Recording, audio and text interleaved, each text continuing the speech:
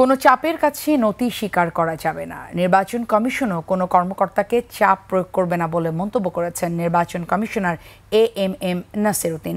সকালে রাজধানীর আগারগাঁয়ে উপজেলা নির্বাহী অফিসারদের নির্বাচনী ব্যবস্থাপনা সংক্রান্ত প্রশিক্ষণ কর্মশালায় তিনি একথা বলেন।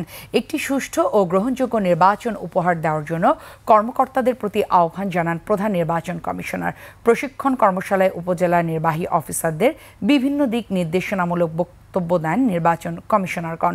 তারা জানান, এবারের নির্বাচনে কোনো পোস্টার থাকবে না, তবে ডিজিটাল বোর্ড এবং ব্যানার থাকবে।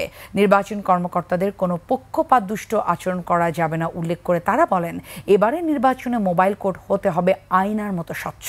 একটি সুষ্ঠু ও সুন্দর নির্বাচন করতে না পারলে জাতি হিসেবে নিন্দিত হতে হবে বলেও মনে করেন নির্বাচন কমিশনাররা। We will not bend to any pressure.